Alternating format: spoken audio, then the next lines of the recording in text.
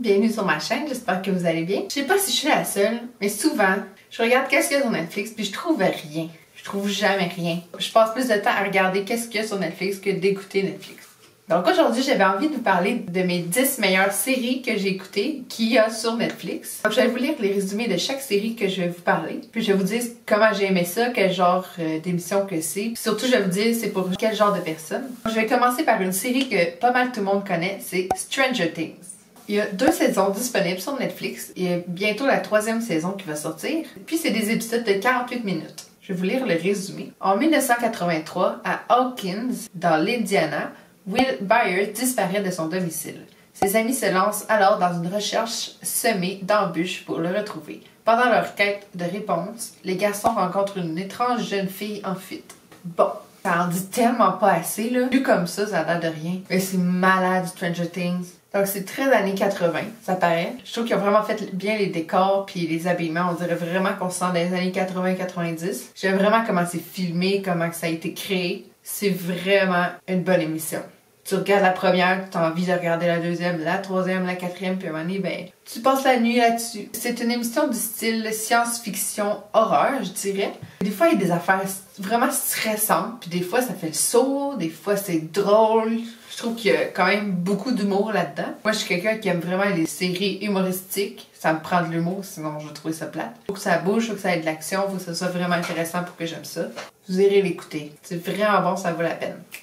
La deuxième série que je veux vous parler, j'en ai pas entendu beaucoup parler, mais elle est disponible sur Netflix. Ça s'appelle Atypique. Pour l'instant, il y a seulement une saison. Il y a 8 épisodes de 30 minutes environ. La série consiste en un récit initiatique d'un adolescent autiste. Ça dit pas grand-chose. Ils vont bientôt sortir la 2e saison. Donc, c'est un jeune adolescent qui est autiste. Puis, dans le fond, on voit comment un autiste réagit à certaines choses. Dans cette série-là, on voit vraiment comment il vit avec sa famille, avec les gens. Moi, j'ai jamais vécu avec un autiste. J'ai jamais côtoyé une personne atteinte d'autisme. C'est des personnes qui aiment ça être seules dans leur bulle, qui aiment pas les bruits, etc. À un moment donné, il décide qu'il veut une blonde. Là, il y a plein d'affaires qui se passent. C'est super drôle comme émission. J'ai vraiment aimé ça. C'est 30 minutes, fait que ça passe vite. Ça m'en a appris beaucoup. Il y a plein de petites touches humoristiques qui font que tu t'attaches au personnage. Allez voir ça! La 3e série que je vais vous parler, c'est The 100 ou Les 100. Je pense que ça jouait à Vrac TV. Tu l'écoutes sur Netflix. Donc, 5 saisons de disponibles sur Netflix. Les épisodes durent environ 42 minutes. Après une apocalypse nucléaire, les 318 survivants se réfugient dans des stations spatiales et parviennent à y vivre et à se reproduire, atteignant le nombre de 4000. 97 ans plus tard, une centaine de jeunes délinquants redescendent sur Terre. J'aime donc bien pas les résumés. Ils en disent pas assez. Ils vivent dans une station spatiale. Puis il y a des jeunes délinquants. Bon, ils voulaient s'en débarrasser, ils voulaient les tuer. Fait qu'ils l'ont envoyé sur la planète Terre en pensant qu'il allait mourir. Là, je vais pas vous dire des punchs. Là.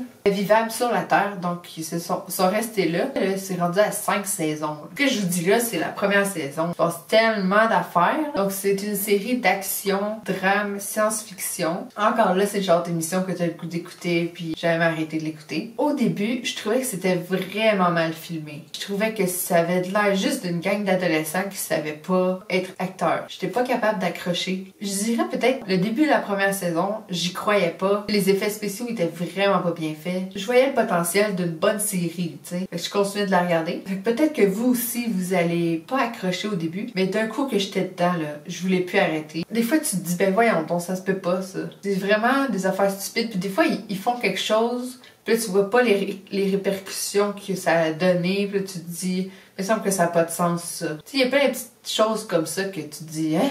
Là, je suis en train de dire plein de mauvaises choses sur cette série-là, mais faut l'écouter, là. Sinon, j'aurais pas écouté les 5 saisons. En ce moment, la 5e est en cours. Ils mettent un épisode par semaine sur Netflix. Je les écoute. Le nombre de fois que j'ai braillé parce qu'il y avait un personnage qui était mort. I have a problem. La 5e série que je vais vous parler, ça s'appelle Love. Ça a l'air vraiment quétaine, dit comme ça. Il y a 3 saisons disponibles sur Netflix. Donc, je vais vous lire le résumé. Gus, un homme sympathique, et Mickey, une jeune femme effrontée, vivent des moments tour à tour euphoriques et humiliants, d'intimité, d'engagement, d'amour et d'autres choses qu'ils auraient préféré éviter. Love offre un regard désopilant, sans concession et douloureusement sincère sur les relations amoureuses d'aujourd'hui. C'est exactement ça. Pour la fille, c'est une fille très dépendante. Elle a un problème d'alcool, elle a un problème de sexe. Elle est pas capable d'être toute seule parce qu'elle a pas de sexe. Puis Gus, c'est un intello, je dirais. Lui, il est quand même assez réservé. Il essaye de plaire. Et elle est folle, fait que ça marche pas tout le temps. Je décrirais cette série-là par romantique, dramatique. Il se passe des trucs drôles. Je trouve que c'est super bien filmé. Je dirais vraiment que c'est des trucs de la vie de tous les jours. C'est des choses qui pourraient nous arriver pour de vrai. Je pense que je suis rendue à la 2 ou 3e saison. Il se passe plein de mésaventures originales et très drôles. C'est vraiment original comme série. Ma soeur m'avait dit qu'elle avait pas aimé ça. Elle était pas capable d'accrocher. Mais bon, pour le savoir, faut l'écouter. La 6e série que je vais vous parler, c'est About a Boy. Ça, malheureusement, c'est plus sur Netflix, mais ça doit être facile à trouver sur Internet en streaming. Il y a 2 saisons, puis il y a environ une dizaine d'épisodes dans la première saison, puis une vingtaine dans la deuxième. Puis c'est des épisodes de 20 minutes, donc ça s'écoute super bien. Will Freeman est un compositeur à succès. Éternel célibataire, il mène une vie insouciante et se définit comme l'homme-enfant ultime. Mais son monde parfait est bouleversé quand Fiona, une mère célibataire, et son fils de 11 ans, Marcus, aménagent dans la maison voisine. Il y a tellement longtemps que j'ai écouté ça, mais c'était trop bon. J'ai pas une super bonne mémoire, mais je me rappelle que lui trouvait le petit gars fatigant. Il est jamais capable d'avoir une femme stable dans sa vie. Il côtoyait un jeune garçon, il apprenait à faire des niaiseries, il faisait des mauvais coups avec lui. C'est vraiment drôle comme émission. Je pense que les meilleures séries, c'est toutes des séries drôles et touchantes. Le petit garçon, il est tellement drôle, là, puis il a tellement une belle façon de penser. Et à chaque fois, j'éclatais de rire. Il se passe plein de niaiseries puis plein d'affaires, c'est vraiment bon. Donc la 7e série que je vais vous parler, elle est sortie sur Netflix quand même assez récemment. Je l'ai vu beaucoup passer sur Facebook, tout le monde en parlait. Elle s'appelle The End of the F étoile in World. Il y a seulement une saison. Je pense que c'était des épisodes de 40 minutes. Il y a 8 épisodes. James, âgé de 17 ans, qui vit seul avec son père veuf, se présente comme un psychopathe et tue régulièrement des animaux comme passe-temps. Il se lie avec Alyssa, une camarade de lycée aussi rêveuse que rebelle qui vit avec sa mère et son beau-père. James se met en tête d'assassiner quelque chose de plus gros qu'un animal, mais il commence à ressentir des sentiments pour elle alors qu'ils fuguent chacun de chez eux et se lancent dans un road trip aux péripéties tragicomiques. Pas de meilleure description de cette série-là. C'est exactement ça. Dans le fond, les deux jeunes, ils partent, ils volent le char à son père, puis ils se retrouvent dans une maison. Aïe aïe. Et c'est bon, là. C'est drôle. Trop bien fait comme émission. Les personnages sont pas fancy comme des téléromans. Ils sont bien normales, puis ils sont laides comme toi puis moi. Une fille, elle veut aller chez son père. Fait que là, ils sont en mission d'aller chez son père. Le char, il est brisé. Fait que là, ils sont à pied, ils prennent le bus, ils trouvent une maison. Personne dedans, là, ils font le party, ils se découvrent sexuellement. Les jeunes, ils ont fait des conneries. Ils sont recherchés par la police. Il se passe plein d'affaires. C'est classé comme dark comedy. C'est exactement ça. La 8e série que je vais vous parler, c'est Misfits. J'avais découvert ça sur tout.tv. J'ai vu qu'il était sur Netflix, ça fait longtemps, mais là, malheureusement, ils l'ont enlevé. C'est tellement chiant quand ils font ça. J'arrive pour écouter quelque chose, puis il est plus là. Il y a 5 saisons. Je pense qu'il y a environ une dizaine d'épisodes par saison. Puis c'est des épisodes de 42 minutes environ. Nathan, Simon, Kelly, Curtis et Alicia sont 5 jeunes adultes ayant été condamnés pour des raisons diverses à des travaux d'intérêt général. Alors qu'ils effectuent leur premier jour, non sans provoquer Tony, leur superviseur, un violent orage éclate. Ils sont alors frappés par la foudre. Très vite, ils vont se rendre compte qu'ils détiennent désormais des super pouvoirs. Mais ils vont également se rendre compte qu'ils ne sont pas les seuls à avoir changé. Tony, devenu complètement fou, va tenter de les assassiner. En danger de mort, ils n'auront d'autre choix que de le frapper les premiers et de le tuer. À la suite de ce meurtre, qu'ils se refusent de révéler, une longue suite de mésaventures s'enchaîne. Les 5 jeunes vont devoir tenter de cacher leur crime, déplaçant le corps au gré des fouilles de la police, utilisant la carte de crédit du disparu pour tromper ses proches et faire croire qu'il est simplement parti. Mais aussi, ils vont devoir apprendre à se faire confiance mutuellement. C'est tellement bon cette émission-là! Je pense que ça doit faire au moins 5 ans que j'ai écouté ça. Puis pour que je le dise aujourd'hui dans mes top 10 parce que c'était vraiment bon.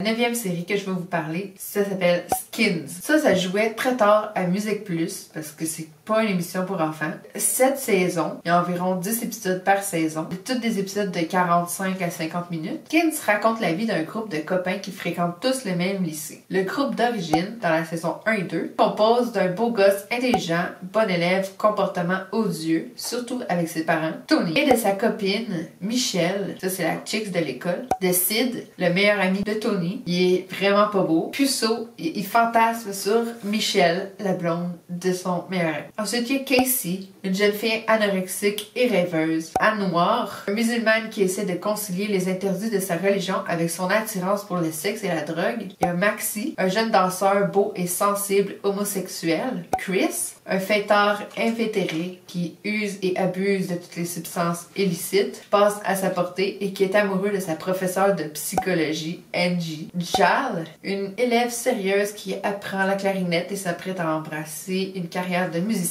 Et enfin, ma préférée, Effie, la jeune sœur de Tony, sous des dehors bien sages, mène une vie dissolue en cachette de ses parents, mais avec la complicité de son frère aîné. Ça, c'est la saison 1 et 2. La saison 3 et 4, c'est un autre groupe de jeunes. C'est écrit: la seconde génération change complètement de casting, à l'exception d'Effie, la petite sœur de Tony, qui deviendra le personnage principal. Il y a une troisième génération de jeunes. La saison 5 et 6. Eux autres, il n'y a aucun lien avec les 4 premières saisons. La première saison, au moins, c'est encore que des Skins. Mais rendu à la 5e saison, on dirait que c'est complètement une autre série. Comment c'est filmé? Chaque épisode est concentré sur la vie d'un des personnages. La première épisode d'une saison, puis la dernière d'une saison, de tout le groupe ensemble. Beaucoup de drogue, des parties qui virent mal. C'est vraiment divertissant. Je dirais pas que c'est pour tout le monde. On accroche vraiment facilement parce que tu veux tout le temps savoir qu'est-ce qui se passe après. Il se passe tout le temps quelque chose, c'est pas long, c'est pas plate. Super original comme série. Vous serez pas déçus. Ça aussi, c'était une de mes séries préférées. Je l'ai écoutée dans le même temps que j'écoutais Misfits. C'était mes 2 séries que j'écoutais puis que j'ai vraiment trippé puis que j'ai goût d'écouter là.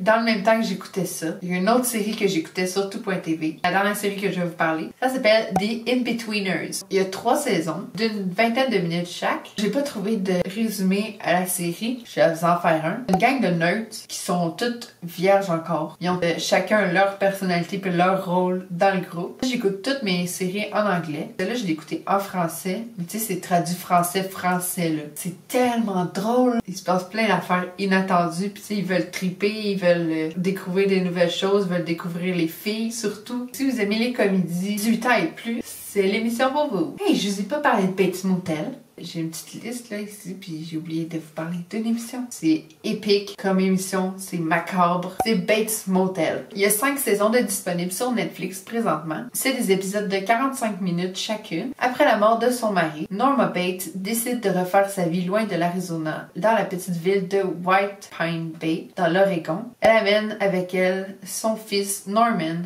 âgé de 17 ans, avec qui elle partage une relation fusionnelle compliquée. Fait que Norma, son chum est mort. C'est qui l'a tué? Ah non, je peux pas le dire. Norman et elle ont vraiment une relation étrange. C'est presque dégueulasse. Ben des épisodes que je faisais... C'est très violent, sanglant, troublant. Jeune, là, lui, il aime ça, empailler des animaux. Son petit chien, il est mort, puis il l'a empaillé. Norman, il est très réservé, je dirais. Il a une maladie mentale. C'est super bien filmé. Norma est tellement belle. Les acteurs, là, super bon. Embarque vraiment dans leur jeu. C'est une très bonne série. Ma série préférée du moment, dans les dernières que j'ai écoutées, c'est Pokémon Sun and Moon. Il était pas sur ma liste. Love, How I Met Your Mother. J'essaie de la terminer. Ça aussi, c'est super drôle, mais je voulais vous parler des émissions qu'on n'entend pas souvent parler. Alterne entre ces 3 séries-là. Là, il y a la 2e saison de 13 Reasons Why qui vient de sortir. Il faut que j'écoute ça. Je ne sais pas parler de maquillage aujourd'hui, mais j'avais envie de vous parler de ça. Merci d'avoir regardé. Si vous voulez me suivre sur les réseaux sociaux, tout est écrit dans la barre d'infos. Abonnez-vous à ma chaîne si vous voulez voir d'autres vidéos de moi. N'hésitez pas à commenter et faire un j'aime sur la vidéo. Merci d'avoir regardé. À la prochaine. Bye! Vous voyez-tu mon gras quand j'ai fait ça?